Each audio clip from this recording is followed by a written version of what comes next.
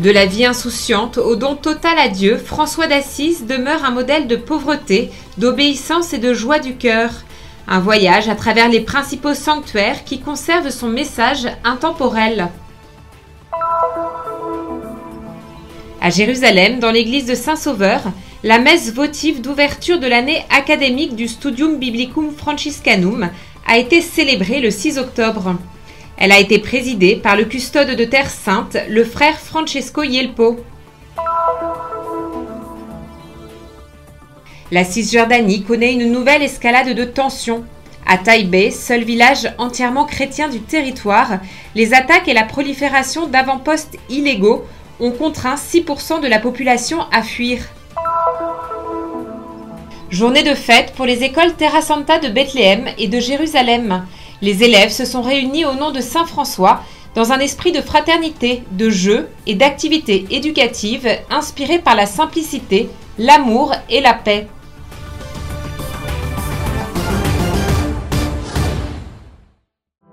Dans les différents sanctuaires et communautés franciscaines, Saint François a été célébré avec une grande joie et une profonde solennité à l'occasion du 8e centenaire du Cantique des Créatures. À Nazareth, dans la basilique de l'Annonciation, les premières vêpres solennelles et la célébration du Transitus ont été présidées par le gardien du couvent, le frère Wojciech Bolos, en présence d'une communauté locale animée par une foi profonde et une grande dévotion.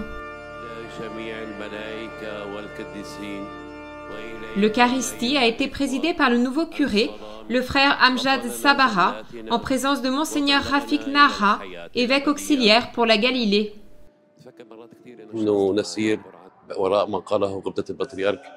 Nous suivons ce que le patriarche Pizzaballa nous a dit lorsqu'il nous a demandé d'être doux, car la douceur est la meilleure réponse à la haine, à la peur et à l'inquiétude. Cela signifie savoir être un instrument de paix où que nous soyons, un instrument de bonté. Ainsi, nous vivons selon le salut de Saint François, pace et bene, ce qui se traduit par paix et bien, c'est-à-dire des personnes ayant la paix dans le cœur et œuvrant pour la paix dans leurs relations, afin de devenir bons pour eux-mêmes et pour tous ceux qu'ils rencontrent.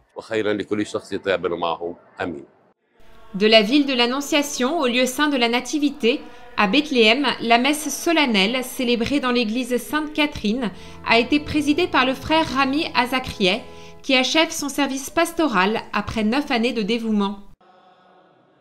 La procession des reliques de Saint François et la bénédiction d'un enfant revêtu de l'habit du saint symbolisent l'amour et la profonde gratitude de la communauté locale envers la mission des franciscains en Terre Sainte.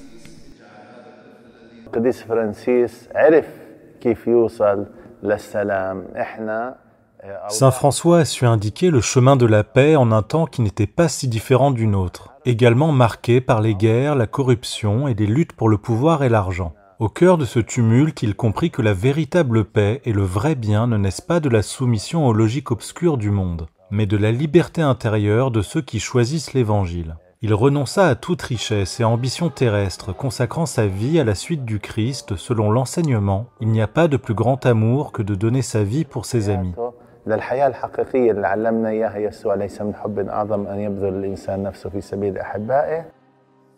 Des prières et des invocations ont également été élevées pour la paix et la justice dans le monde, avec une attention toute particulière portée à la population de Gaza.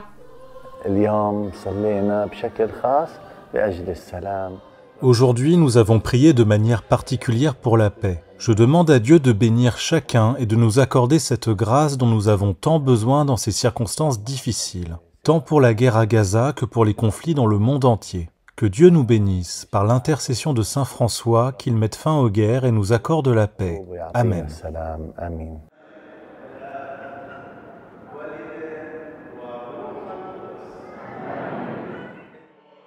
À Jérusalem, les célébrations ont eu lieu dans l'église paroissiale de Saint-Sauveur. Les premières vêpres, suivies du Transitus de Saint François, ont été présidées par le custode de Terre Sainte, le frère Francesco Yelpo. Un moment très significatif a été le renouvellement des vœux temporaires de 35 jeunes frères de la custodie de Terre Sainte.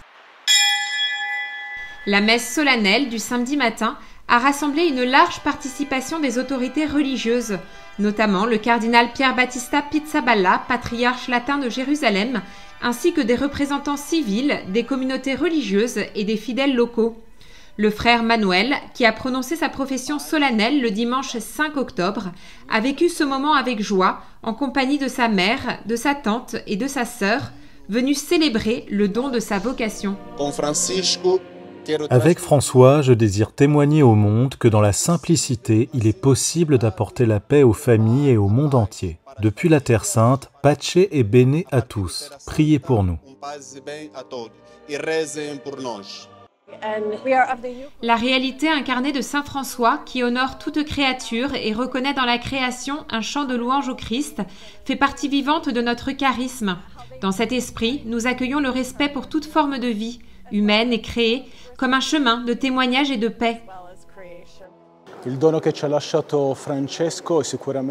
don que saint François nous a laissé est sans doute celui de la fraternité, la possibilité de vivre comme des frères dans la paix. Cela vaut avant tout pour nous, les frères, qui vivons, ou du moins essayons de vivre dans le pardon réciproque. C'est précisément cela le fondement de la fraternité, et nous essayons d'en témoigner ici, en Terre Sainte, dans les moments de joie comme dans les moments plus difficiles. Une fraternité également exprimée dans l'ancienne tradition de confier à un prêtre dominicain la présidence de l'Eucharistie et de l'homélie. Le prieur, frère Martin Stazac, a affirmé que saint François a vécu la charité, la miséricorde et la paix de manière unique, car il a rencontré le Christ qui l'a rendu pleinement humain. La fête de saint François nous fortifie et nous rappelle qu'une vie humaine vécue dans la foi peut devenir une véritable prédication de l'Évangile. Après la messe, la fraternité de Saint-Sauveur, par l'intermédiaire du gardien, frère Rodrigo Soares, a accueilli les participants à la table fraternelle, durant laquelle a été célébrée la fête onomastique des frères portant le nom de François, dont le custode lui-même. En conclusion, un moment d'échange a également eu lieu entre les deux communautés dominicaines et franciscaines, qui, en exaltant leurs saints respectifs, les contemplent aujourd'hui dans la gloire du ciel, où ils chantent leurs louanges devant Dieu. Dans l'après-midi, le custode s'est rendu dans la ville de Ramla, à l'église franciscaine des saints Nicodème et Joseph d'Arimathie, où il a présidé l'Eucharistie, qu'on célébrait avec les frères Abdelmassi Fahim et Augustin Pelayo, en présence de nombreux fidèles. عيد القديس فرانسيس هو عيد أساسي ومركزي بالنسبة لرعية الرملة. La fête de Saint François occupe une place essentielle et centrale pour la paroisse de Ramleh. Nous sommes très heureux de pouvoir la célébrer. Nos jeunes sont les jeunes de Saint François et les scouts sont également scouts de Saint François. Plusieurs activités paroissiales se déroulent grâce à son intercession. L'école du dimanche, la Légion de Marie, la chorale, les servants d'autel et le conseil pastoral. Dans son homélie, le frère Francesco Yelpo a affirmé que saint François a restauré l'Église par la puissance de l'Évangile et par sa vie simple, ajoutant que l'Église a toujours besoin d'être renouvelée et que nous sommes appelés à être humbles et ouverts à la parole de Dieu. Lors de la messe, le frère Boutrous a renouvelé ses vœux, scellant ainsi son engagement de foi et de dévouement. Enfin, les jeunes ont exécuté une danse accompagnée d'un hymne à saint François, distribuant à cette occasion un petit souvenir aux participants. À Jérusalem, l'année académique du Studium Biblicum Franciscanum a officiellement débuté, placée sous le signe du don du Saint-Esprit pour une nouvelle période d'études et d'approfondissement des Saintes Écritures. La célébration a été présidée par le père Francesco Yelpo et concélébrée par les professeurs et étudiants venus du monde entier. Malgré un contexte local tendu, le père Rosario a souligné que cette année a connu un nombre plus important de nouvelles inscriptions, un signe manifeste de la providence divine. Absolument, nous ne nous attendions pas à cela. Ce n'était pas prévu et certains d'entre nous étaient même sceptiques. Et pourtant, nous avons constaté une hausse des inscriptions par rapport aux années précédentes. On peut dire que nous commençons l'année de la meilleure des manières.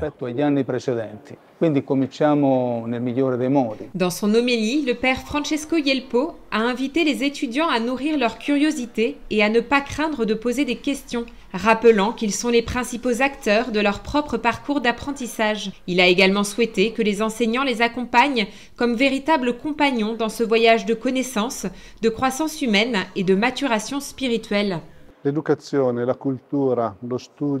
L'éducation, la culture, l'étude et la recherche théologique, archéologique et biblique ont toujours été au cœur de la mission de la Custodie. Nous sommes convaincus que l'avenir se joue avant tout sur une formation sérieuse et passionnée. Nous croyons que l'avenir du franciscanisme dépend d'un travail rigoureux dans les domaines théologiques, bibliques, archéologiques et philosophiques, car seuls des hommes capables d'élargir leur esprit et leur cœur peuvent véritablement vivre dans le monde comme des instruments de paix.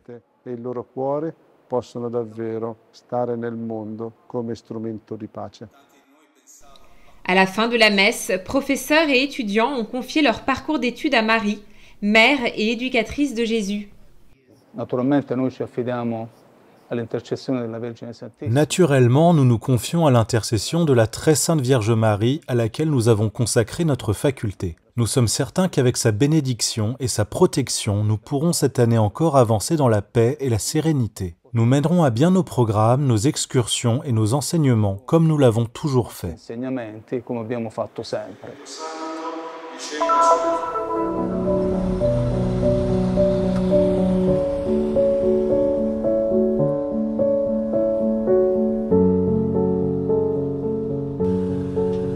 Après le 7 octobre, la sécurité en Cisjordanie s'est fortement renforcée. L'accès aux villes et aux villages a été bloqué par des barrières en fer et plus d'1 millier de postes militaires, imposant un isolement étouffant et bouleversant la vie quotidienne des Palestiniens.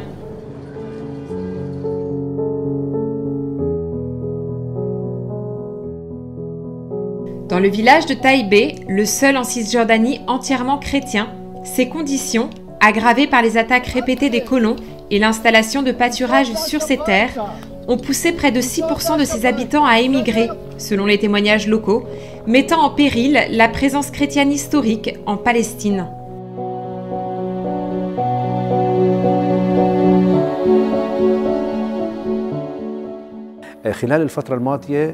Taïbé a récemment perdu environ 10 familles qui ont émigré à l'étranger. Rien que le mois dernier, 2 jeunes de notre paroisse sont partis. L'un vers l'Espagne après l'ouverture de la possibilité d'asile politique et l'autre vers les États-Unis. Nous traversons des jours très difficiles, un véritable temps de crise. Mais l'Église est toujours vivante. Elle agit au cœur de cette paroisse et au cœur de ce village.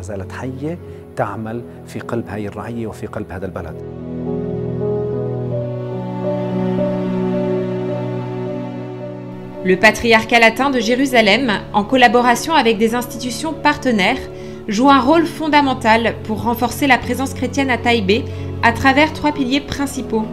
Offrir des opportunités d'emploi permanentes pour assurer une vie digne aux familles, construire des maisons pour soutenir les jeunes couples et s'engager diplomatiquement pour atteindre la paix et garantir la sécurité de tous les habitants du village. احنا مش واضحة حياتنا أبدا مش واضحة ولا بأي شكل من الأشكال الخوف. Rien n'est clair dans notre vie. Il y a de la peur et de l'anxiété. Même notre unique sortie vers l'extérieur, la Jordanie, le poste frontière du pont King Hussein Allenby, a été fermé, à l'entrée comme à la sortie. Comment pouvons-nous continuer à vivre? Oui, notre foi est forte. C'est la terre du Christ, c'est notre terre. Nous, nos pères, nos grands-parents et leurs ancêtres sommes ici depuis des milliers d'années. Mais vraiment, nous vivons des temps très, très difficiles. من آلاف السنين ونحن على هذه الأرض لكن صدقا في هذه الأيام صعبة جدا. Dans une interview, Sand Saelia, habitant de Taïbé, explique que la migration s'explique par 3 facteurs principaux.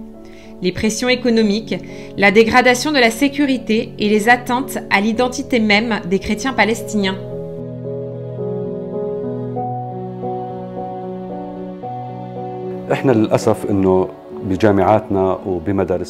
Malheureusement, nous manquons de matériel éducatif qui raconte l'histoire chrétienne de cette terre sainte. notamment pour les périodes allant du 1er au 6e ou 7e siècle. Cela a créé un vide dans la compréhension par les chrétiens palestiniens de l'histoire de cette terre, souvent attribuée presque exclusivement au judaïsme et à l'islam.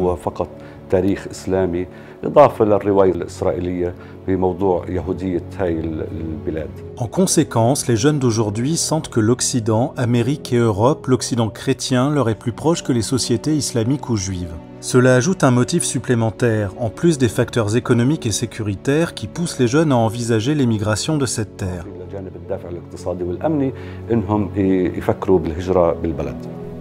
Pourtant, malgré toutes les tentatives d'isolement et de marginalisation, la présence chrétienne en Terre Sainte reste solidement enracinée, avec des origines remontant au 1er siècle du christianisme. Mon message depuis ce village, depuis ce lieu où je sers comme curé de l'église du Christ Rédempteur à Taïbé, là où nous avons accueilli Jésus-Christ, est le suivant. Nous nous efforçons chaque jour de vivre avec dignité, paix et sécurité. Grâce à votre soutien, votre amour et vos prières, nous restons solides et profondément enracinés dans cette terre. Venez voir, vivez avec nous et racontez notre histoire.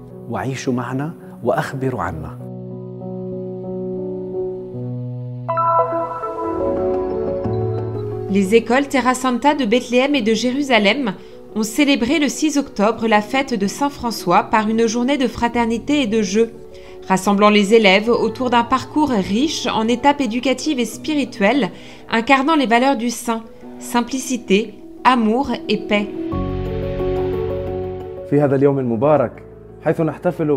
En ce jour béni où nous célébrons la fête de notre Père séraphique Saint François d'Assise, ce pauvre qui aima le Christ de tout son être et contempla toute la création comme un chant d'amour à Dieu créateur, j'élève mon cœur en action de grâce à Dieu pour chacun de vous.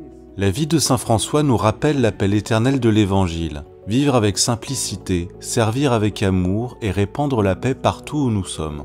Il a su reconnaître la présence de Dieu en toutes choses, bénissant chaque créature comme un frère ou une sœur, du soleil aux animaux, de l'homme à la terre. Par des ateliers créatifs et des activités interactives, les élèves ont manifesté leur attachement à la mission des écoles Terra Santa, dont la vocation est d'éveiller la foi et de former des générations capables de semer l'espérance, la paix et le bien sur la terre de la révélation.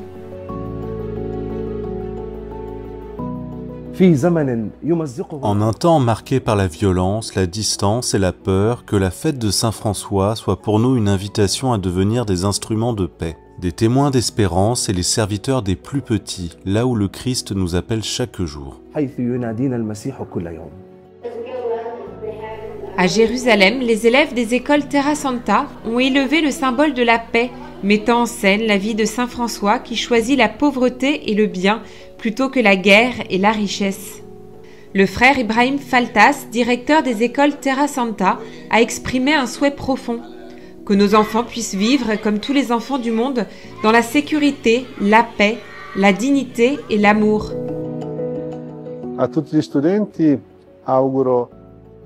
Je souhaite à tous les élèves de rester curieux, de vouloir grandir, d'être acteurs de leur parcours scolaire, non pas simplement passifs comme une boîte que l'on remplit, mais véritables protagonistes de leur apprentissage. Car apprendre dépend avant tout de la manière dont on entre dans le monde de l'école. Aux enseignants, je demande d'être les compagnons de route de tous les élèves qui leur sont confiés.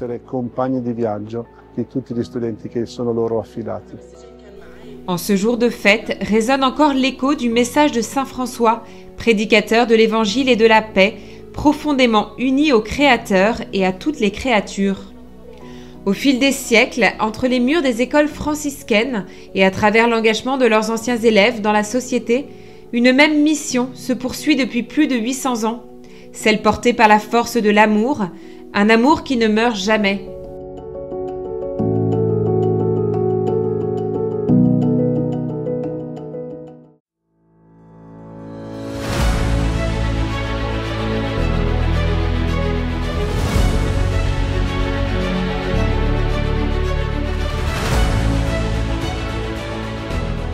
Faites un geste de solidarité et soutenez la mission de la custodie de Terre Sainte. Le Christian Media Center diffuse la bonne nouvelle du Christ en faisant connaître au monde la spiritualité des lieux saints et la vie des chrétiens locaux. Votre contribution nous aidera à porter toujours plus loin l'annonce du Seigneur ressuscité aux hommes et aux femmes de toutes les langues et de toutes les nations. Pour nous aider, il vous suffit de scanner ce QR code. Votre choix fait la différence.